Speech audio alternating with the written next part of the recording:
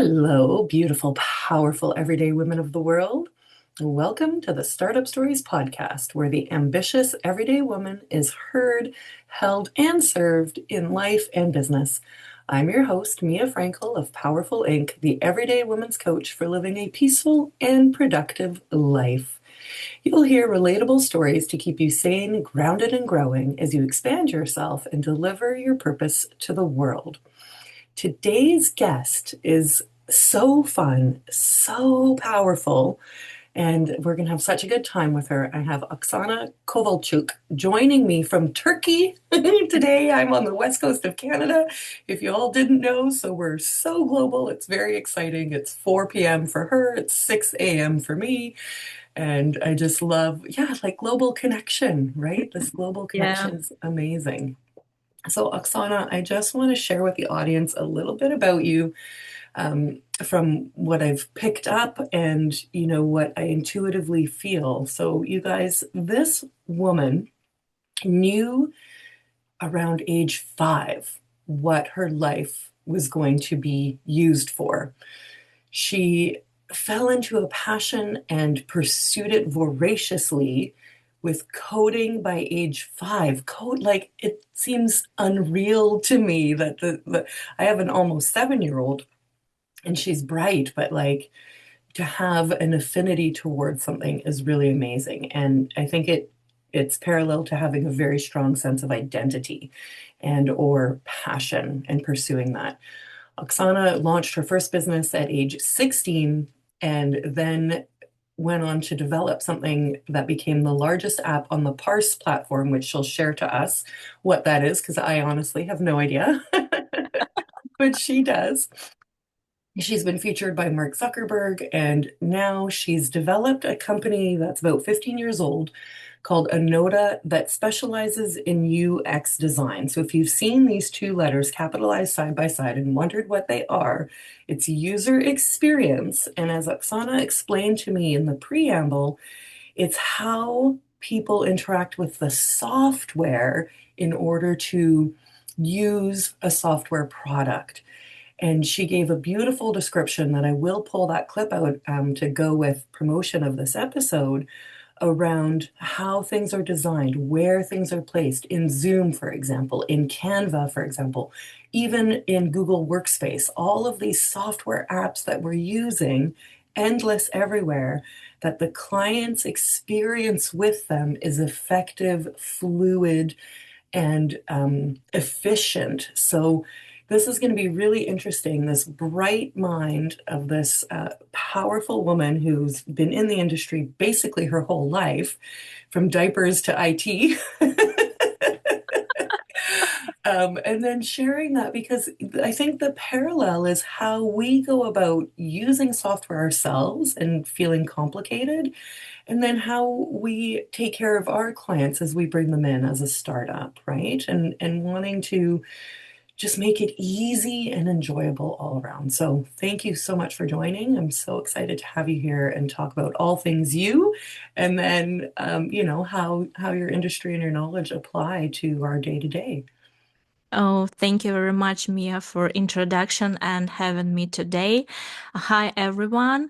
So I'm Oksana. I'm doing software development and UI UX design, and I think everyone in nowadays life interacts with the software daily, few times per day at least. We have our phones, we have our laptops, we have supermarkets, we have banking application, we have ATM, we have like that's huge screens in football game.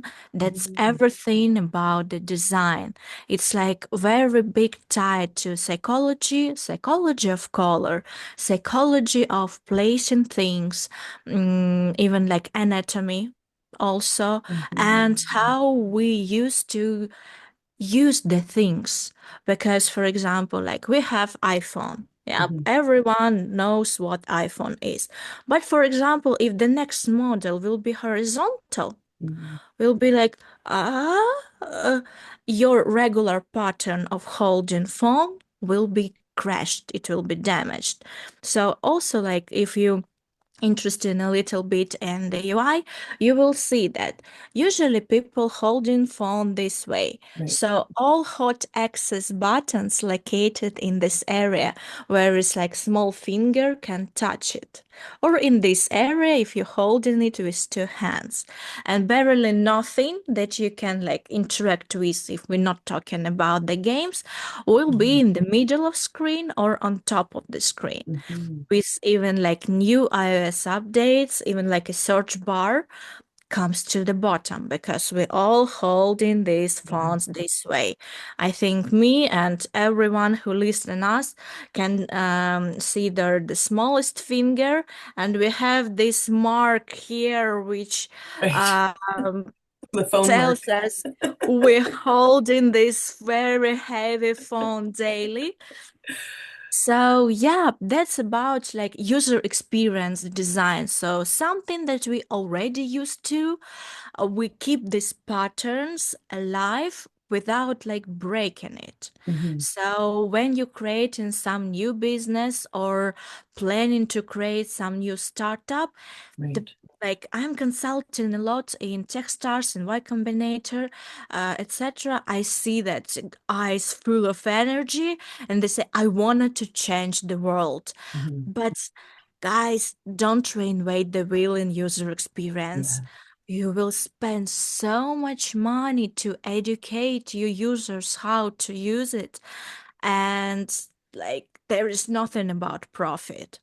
And Right. there is not so many things that we can like reinvent in user experience right now.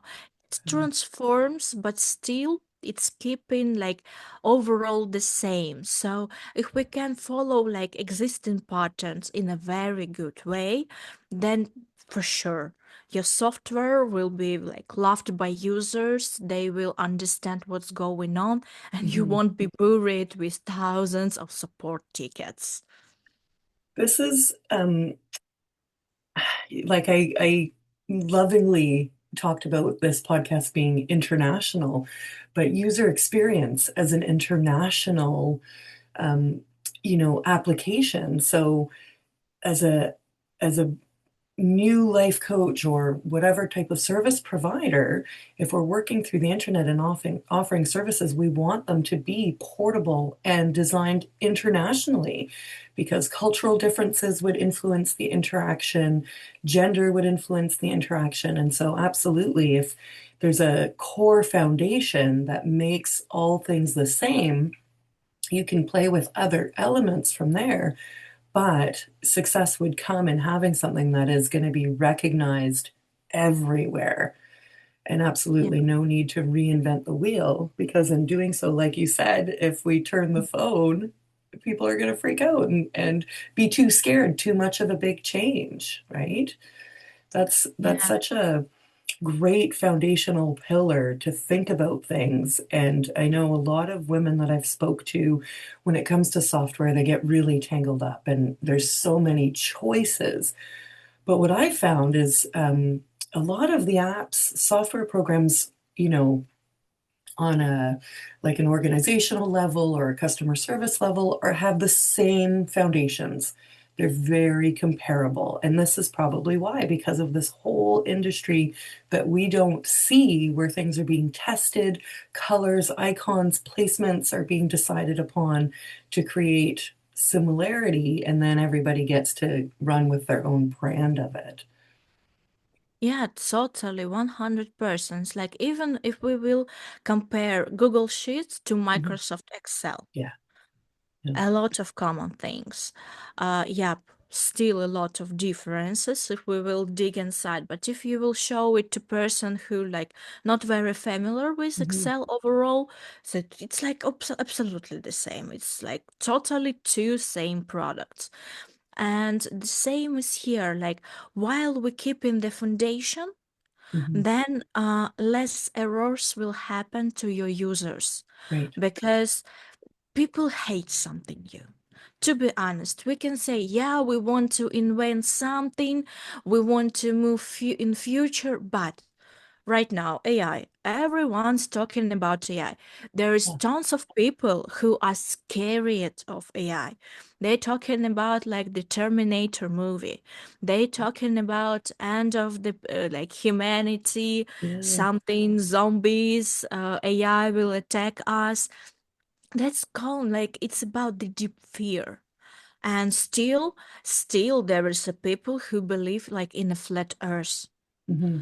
Yep, and it's real. Hmm. Like we Hmm. can say that it's now the same. There is a lot of people, for example, in my culture, still like grandmas who just decline microwaves, Wi-Fi Hmm. routers, Hmm. and phones, cell phones, Hmm. because it has waves and it will just boil my brain. Hmm. We all know that's probably not. I didn't notice like that I barely dying from my microwave at home. But people scare it Yeah. from the technologies.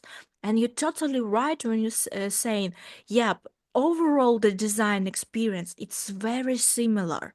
It's very there is some culture difference, but because, for example, if we will design something for the United States or Canada, like for the more Western world, Hmm. it will be colorful, small accents, big icons, some more clear design.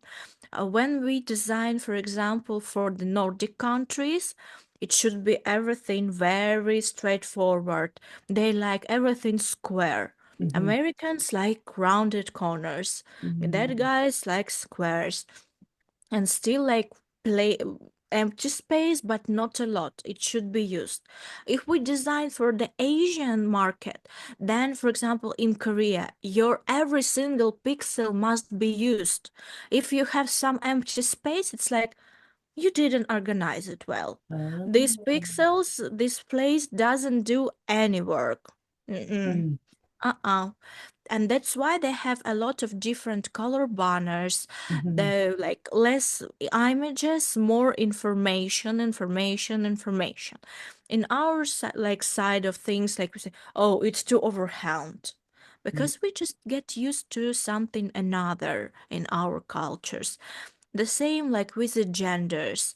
Male will prefer like more formal and logical design. Hmm. Women, females, they will prefer more emotional design. Yeah. And for example, if you design something for a women, you need to provide emotions and storytelling. So, Hmm. for example, photo of smiling faces or sad faces, if you need to pass that emotion. For a man, we need to have like a logical block schema on the page. Yeah. Just explain, you bind this, get this. You bind that, you had these problems. Okay? Okay, no problems. Yeah. Yeah, and when we design, for example, for elderly people, we need to have very bold fonts. We need to have very contrast colors. Hmm. Because like after like sounds like after 45 it's still young people, but like the nature takes and our eye, it's just our sharpness decreasing and we require more contrast colors. And usually, for example, my mom is 57 Hmm. and she turned on the bold and very big font on her iPhone, Hmm. and at the same time almost every website just totally broken because these guys doesn't support the accessibility, and Right. that's really bad. Right. So you know this in and out. Where did the seeds of this start? Who were you at age 5 when the call to coding came for you? Oh, got it. Yeah, my mom and my dad, they meet in software development university, Uh-huh. and they both are software developers. So when I was extremely young, Yeah. was nothing to do. So in my culture, like all kids, they go in like a daycare Mhm. and like till school when we're like six, late six or starting 7 years old. And I was five. In my group in daycare, there was like teacher who learning English with the kids. I already start learning English when I was 3. Mhm. So I barely, but I can speak like with simple words, but they learn in alphabet, and I'm totally bored. I am sitting alone because my mom said, "Hey, like I wouldn't pay like 50 or $100 for that you already know. Like, what sense?" So, okay, and I just sit playing alone, and I start just mocking that kids singing song A B C D, and Yeah. I'm just coming quickly yell XYZ and just run away. Because I was bored, and then the lady from this daycare talked to my mom and said, "Okay, she's bored here. You Yeah. need to force her to school." School totally say no Mhm. because, like, too young, too young. Mhm. I was okay, and I spent half of the year when I turned 6 at home with Mhm. my grandpa. And grandpa, what they doing? He's usually doing boring stuff in garden, like. Mm, nope. Right. Because there is a computer inside, but Uh-huh. it's totally prohibited to turn it on while there is no parents around. Uh-huh. Okay, so I'm asking Dad, can you please turn on for me on your lunch? I wanted to play some games. Okay, Mm. but we're talking about 90s, early Mhm. 90s, where it was like 5-inch floppy disk, Yeah. all the tape to run your computer. It wasn't like even like IBM or anything. It was Spectrum 48. It's so Mm. old thing, Wow. almost my age. Yeah. And to run the game, you need to write down exactly runner, small software program to turn this game on. Mm. So the first time I've checked what that enters, it's this language called Basic, and it's like pure English with some comments. And English is not my native language. So Mhm. the okay. The second time, the third time, I understood. Okay, what I need to do? What's like number of actions and their order to run the game? And then I Mhm. start like writing this program. First time, fail. Second time, okay, dad come home. Said, okay, turn on game. Noticed my bugs. Uh-huh. Okay, next time he went to work, I turn it on and it's run. Yeah, small victory. And then I start be interested in, oh, what else I can run? Yeah. How does it work? Yeah. Like, and then I start asking thousands of questions. You know how 5-olds can do this, like dad, why, and all of that. And he gave me like a book of how to start software development on the basic. It Wow. was on pure English, Yeah. and the huge vocabulary, Russian English vocabulary, to figure out what's written there. I Yeah. said it will keep you busy for some time. And that's all. I Wow. spent all day, all night there Mhm. trying like to understand how it works, like the chords working, how what is the circle is. And then I just created the postcard on Mom's Day, not like with the crayons and paper, Right. but in computer, like Mhm. with 8 digit, like Mom, Happy Mom's Day, and Mhm. some very freaky flower. But that was like my entrance to the graphic design. Yeah. Yeah. That's amazing. From boredom to finding a passion, and it kept your brain chewing on something really Mhm. significant, problem solving, digging, experimenting, right? That's beautiful. So then, presumably, you did start school and went through all of that. And then what? Maybe graduated early and ran off to your own software company? Yeah, I've graduated early. I've jumped between schools because I was something like a small genius, and Hmm. in ordinary school, I was bullied a lot because like, are you smartest person in the room? Yes, Hmm. I see no problem there. Yeah. Probably you need to see the problem there because like Hmm. learn better. I was switched like to the mess total mass school. Mm. There was much harder because it was like national level of best Mm. schools. It was like harder, but still, I've tried. So I just again start learning more. Just yeah, I understood in that time that I can't know everything. Yeah. In Ukraine, you can choose subjects. So you Mm. need to cover everything from Mm. chemistry to physics to math to the upper math. Everything you must know on biology, geography, everything. And if something is like, okay, like C, you suck. You totally suck. Like you Mm. need to go to A or A plus, 2 plus, etc. And I said, okay, uh, I never liked the biology. Probably even right now, if you will ask me some specific question from the school program, I said, give me 1 second and we'll ask ChatGPT. Yeah. And I just accepted it. I can't be like very good in everything. But if something about the math, the physics, the Mhm. software development, just wake me up at 5 a.m. I will tell you everything like in a second.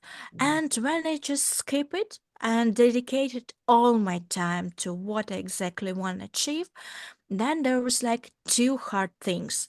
The very first, I graduated from university in 2011, and it's like a rise of the IT. Mhm. Everyone start doing the software development. All companies in the world understand that they need good online presence. The online marketing happened. The Google also start growing, and we know right now what CEO is. Then people, companies, they start understood they need ERP systems, they need CRM systems, everything else. And like Ukraine that time become huge development center Oh. because we have still have a lot of software development engineers with that very strong math foundation. Right. So, and I said, okay, and I start learning. But the biggest second problem was the progress happened so fast. Mhm. So I get the book. I start learning the book. I need at least 3 months to do something on the new programming language. And when I start looking, for example, for the job, nobody already using it because Mm. something just I don't know, somebody created the new framework, Yeah. then everybody starts using it. Then after years, somebody written a book. Then in a half year, some Mhm. guys published the book. Then in half year, they were translated the book, and then half year they shipped the book. So overall, 3 years. The technology doesn't live for 3 years. It doesn't last Mhm. even right now. There was what the hell? Yeah. Nobody told me about this. No. And the second thing that I was used just to accept that in this world of IT, everything changes so fast and significantly. If you out of wave or business or interest here at least for 6 months, that's almost you out of business. Wow. It's a race, like a It's non-stop race. insane. Yeah, Yeah. insane race. So, and what we see even right now, for example, when you selecting for yourself, will you use Notion or Mhm. notes on your iPhone or some notepad application?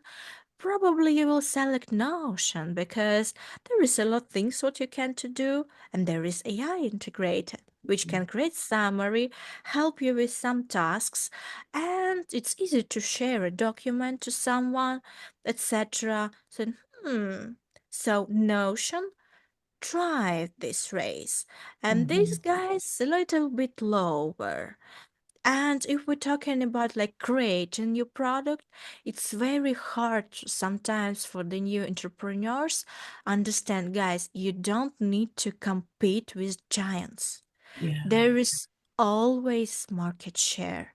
Just Mhm. find a very small piece, which, for example, Notion or Notepad just can't fix for the users, Mhm. and fix it. But here is also like another side of this coin. You need to verify that this fix not works not only for yourself, Yeah.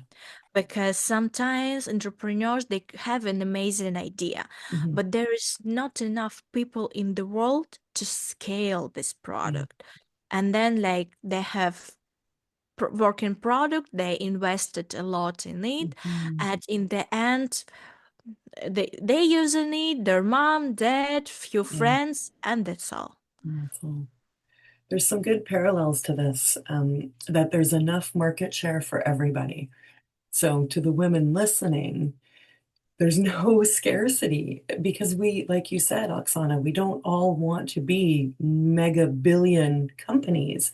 Some of us just want something boutique or scalable, but the scale of it is never going to come close even to, say, McDonald's, right? So, in those proportional sizes, there's more than enough for everybody. And the other piece is because the entrepreneurial world often says solve a problem for one, solve a problem for many, and go and make the money. But is that actually, like you just said, a problem for a lot of people or not? So, with how well you've described the industry and the speed of it, how did you catch your edge and create a NODA that's been standing the test of time for 15 years, which seems like a lifetime in the speed of an industry like software development? The very first, as I told you when we started, I was extremely brave Hmm. and very smart, because I had so many energy. I don't know, you can just light up a small city or big city from Yeah, that. And like I understood if I wouldn't do something now, when? yeah. When? I was scary. Like in my culture, everybody like more traditional lives, and I never wanted this. Hmm. So I wanna like to do something for myself, to provide for myself, to make decisions by my own, like Hmm. not to relate to somebody like, hey dad, how are you? I need a new car. Yeah, No, I'm just taking my credit card and go to dealer shop and that's all. yeah. That's some kind of this freedom, and I Hmm. always wanted this. And when I started agency, there was a huge competitive market. It I don't know, everybody fight it. There is like a blue ocean and red ocean of the books of competitors. It was not red, it was red boiled ocean with crabs. And the very best, what I want listeners to catch up, guys, if there is a very high competitive market, it means there is a lot of money. Hmm. So, yeah, if competition persists, of Hmm. course, there is a users. What you can Right. stole from your competitors, and it's Mhm. okay. It's normal thing. Like Yeah, Apple and Microsoft yeah, fights for decades for users. yeah. So it's totally good. And in the same way, if there is some problem that you want to solve with the software, but like nobody even close there, dig more because Mm. maybe this only your problem. Yes, So yeah. you can always check Reddit, a lot of information there. Run some ChatGPT deep researcher prompts Mhm. and grab some market share stuff like information about, is it really good way to start this? And when I started, like as I said, it was boiled red ocean. And I'm very competitive person. Yeah. And I'm always thinking I'm the smartest one. Even Mhm. if it's not. It's like some crazy self-confidence with little bit crazy mind inside. I Mhm. said, oh, I'm 19. that old guys here in this business for 20 years Mhm. move their asses. Yeah. Give me some place I want to do here a company. And won't say here, like, guys, everybody needs business. It's so amazing and Mhm. thriving. No, it's just, it has a huge downsides. Mhm. Like, you responsible for everyone in your company. Like, what they gonna, like, eat today? Yeah. Where do they live? If Yeah. something happens in the crisis, it's not company crisis, it's your crisis. Yeah. um if there is no clients, it's not sales department problem, you will be fired. Mhm. So the same, like, if, like, guys, your team failed to deliver clients something good work and they did some mistakes or Yeah. crap, it's again your problem, it's your reputation at the end. And you, not your project manager, you need, like, take a cold shower, take your face together, go to the Mhm. client and start smiling and say, Mhm. I'm sorry 1,000 times. Mhm. Because, like, you need to solve this. And nobody in this company will be more motivated rather than you. And Mhm. you need to understand for what you exchanging right now your, like, lifetime time on what?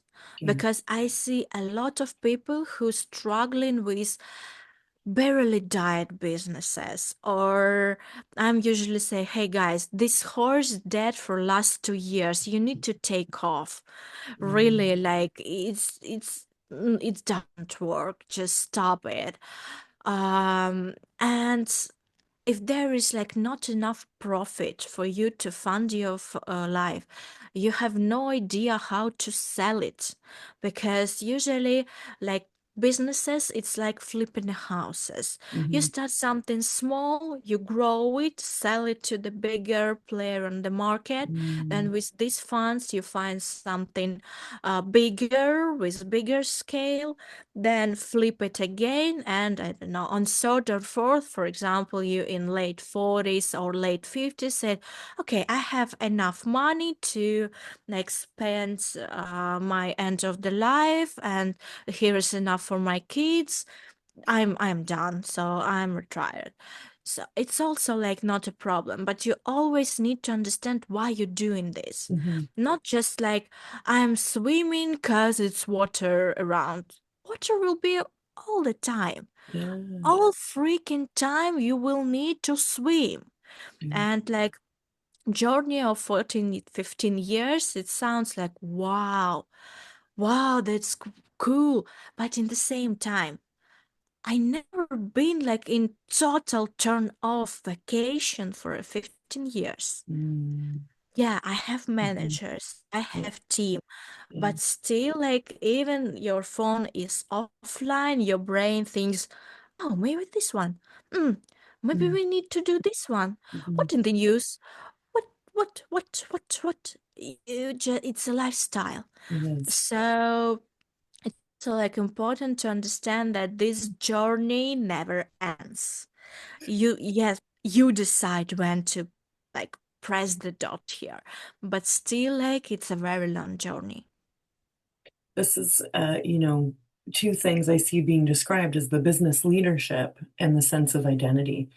And so you have a clear sense of your identity and what you want to do, and the willingness to take on the responsibility that comes with running a business and being the leader who does deal with all of those problems, knowing that you are ultimately responsible and accepting and, using those two elements together. Some entrepreneurs are maybe they're not actually entrepreneurs, right? Maybe they just have a big heart of service and they want to help people, but they don't actually have the other side of it to know when to cut your losses or when to change business systems in order to sell or evolve or improve those sorts of things. So those are two very necessary pieces to running a business: is who you are and how convicted you are in your mission,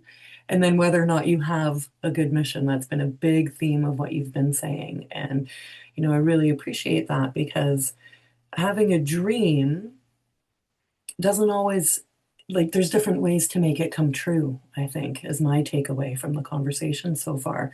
Different ways to Mhm. make it come true. And it may not look like what you've consumed. The internet's constantly selling and influencing us in different ways that we might be prescribing to things that aren't actually true for us. But if we anchor into who we are and get very clear and stripped down on the vision, we can align pieces to follow through with action there. And it sounds like you've done a pretty good job of that over the last 15 years.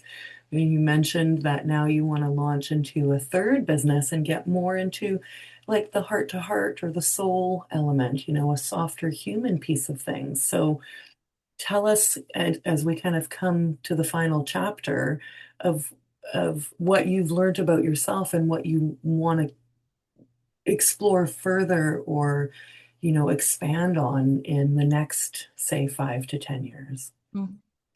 Yeah, the very first what I learned for last 2 years that having one single business Mm, is a huge mistake mm, because like you employed there almost all the time, but in the same time, for example, your employees, something happens, mhm, crisis, some huge tariffs, whatever, and mhm, like you losing your source of profit for your life, for everything, for daily expenses, and what your employees gonna do? Do mm, some job posting, yeah, quickly pick up the new job or freelancing, and that's all. And there is no open job postings for like CEO position or right, founder position. right. They are, but let's say Yeah, you will talk about this at least for 6 months. yeah, So what you gonna do? yeah. And diversification of parts of income, everybody talking about this. Somebody says like you need to invest in stocks, then you need to have something in crypto, something in businesses, something in startups. But if we will take the business itself, it's also must be divided like a pizza. Mhm, You can't eat pizza like by the circle. You're eating pizza by the slice. yeah. So should be like your business portfolio, for example. I understood, oh my God, I'm missing like a huge piece of this because 5 years ago when the COVID started, etc., I had a huge crisis because we had two big clients who are travel and aviation, and as Mm, everyone remembers, they just was yeah, blocked, yeah. totally blocked and frozen on the day when the lockdown started.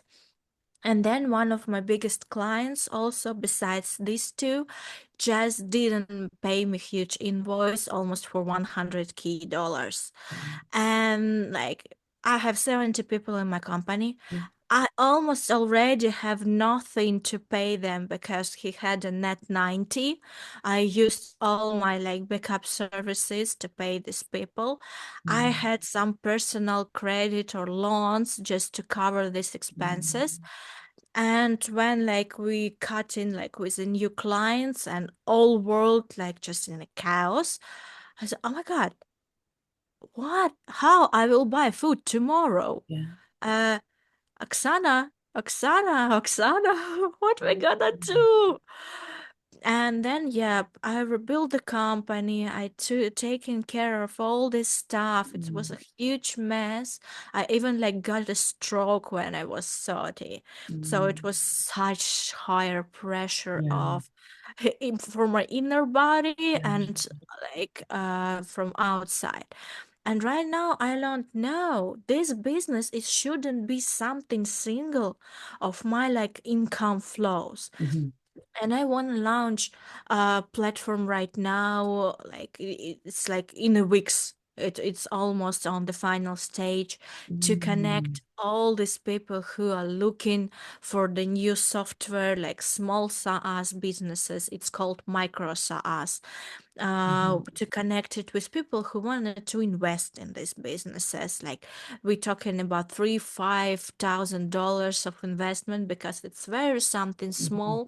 They want to test an idea or something, and to have this like platform to connect, to communicate with mhm. other people, because there is not so many sources of information. Right. TechCrunch, when you're like small, Yeah. like you with small leaf or paper, like you're sitting with a stick, and then you comparing yourself to the giant like Netflix, Yeah. Apple, or Figma, whatever, and you feel so small. Right. That's why I hate competitor analysis. Yeah. Like I always say, my team do this. I don't want to feel small, Right.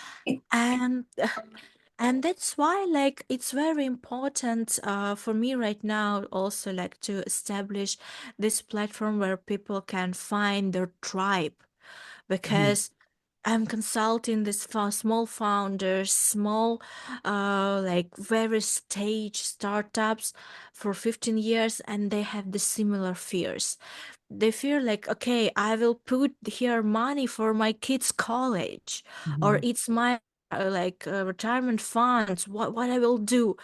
I said, like, dude, I have no idea. Like, Yeah. we need to research, and then you just put in everything on zero, and then just keep praying that everything will be good. So for me, also the same, I wanna like to launch few my startups, or Mhm, maybe become co-founder, like a CTO, technical person in the startups, and grow more, because I'm right now coming to my 40s. I understood like, okay, maybe next 10, 20 years I will be active. Yeah, mhm, but then my body every year gives me less energy mhm, than years ago, and I mhm. feel it. I understand it, and I wanna like to do as much as possible what I can do now to slow down when it will be required. Right.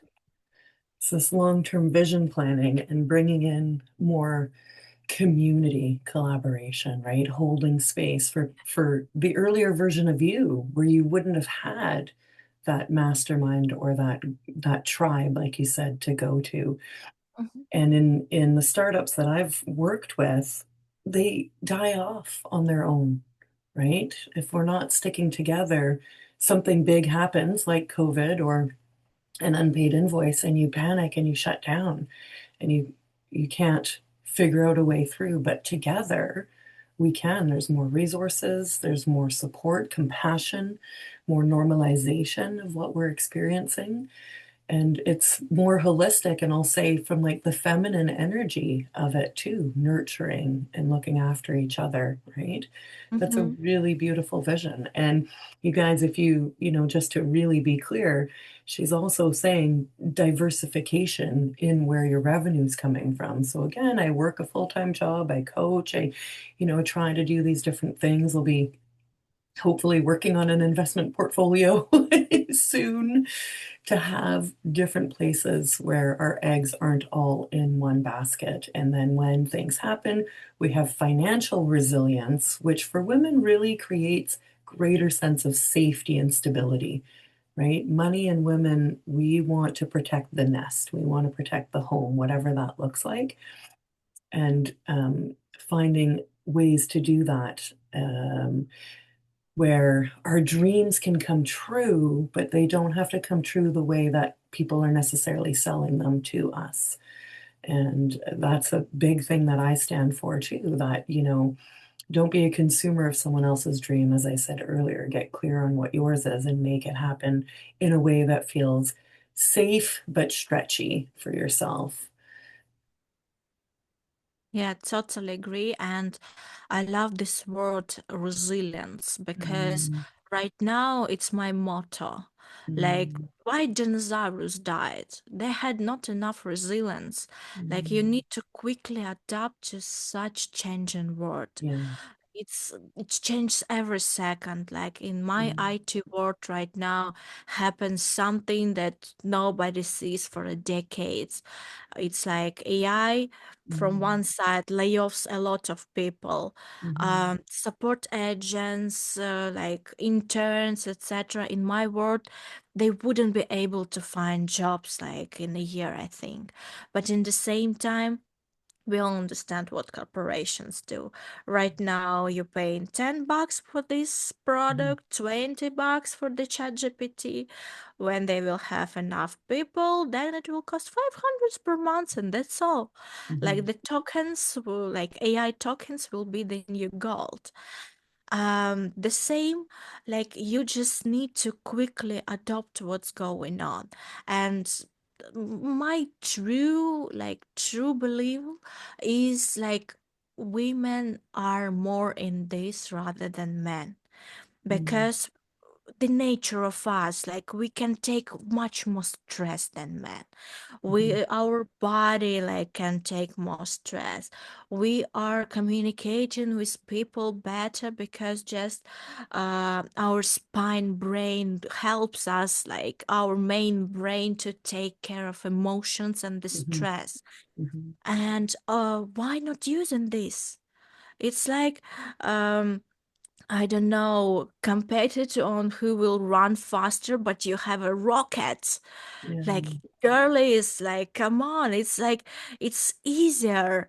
Because, like, everyone right now, to be honest, I don't know how our listeners, but I'm totally sick about these amazing, successful success stories when I was nobody and right now I'm a billionaire. Mhm. There is some bot, or your own bot, Yeah. or somebody's bot, because never it happens. Never. There is some way why you achieve that money, and the bigger money you achieve, the bigger risks are in. Mhm, So, like, we're not seeing. It's like a Titanic and iceberg. We're seeing only mhm, 20%. mhm. Don't believe in that fake stories. Yeah. Don't think that, oh my God, she did it so easily. Mm, So, I don't know, may I, or I will do this and it will be yeah. easy. I don't know what's easy. Even when we learn how to walk, Mhm. we smash our head Yes. of thousands of times. It's Yes. painful, we crying, we are totally unsatisfied, and it takes some time. Same is here, but just use our women nature of quickly adapt to everything, to quickly scan what's going on, to understand really what's going on in the Mhm, room full of silence. mhm. That helps. Yeah. Beautiful. Very powerful message. And again, it's that clarity of yourself leading through the mess that is life, the mess that is industry, business, all of that, and finding, I have this analogy of like pulling on a rope in the fog so you can't see and it's loose and you just keep pulling until the slack is gone. And then you start to gain your momentum and move forward and Mm-hmm. sifting through. And that's not to say that the slack will be gone forever. You might come to a point where it starts over again, but your resilience leads you forward. Oksana, this was an amazing, amazing conversation. Thank you so much. You have an incredible mind and a beautiful, beautiful heart to go with it. So I'm really excited to see what you do next and how you bring that big picture of like soft strength together to help your industry and startups and normalize the reality of the experience, that of what they're trying to do rather than pretend that they can become another Microsoft. Mm-hmm. Yeah, thank you very much, Mia. Thank you, listeners, for today. It was really amazing and very warm conversation. Thank you. Thank you.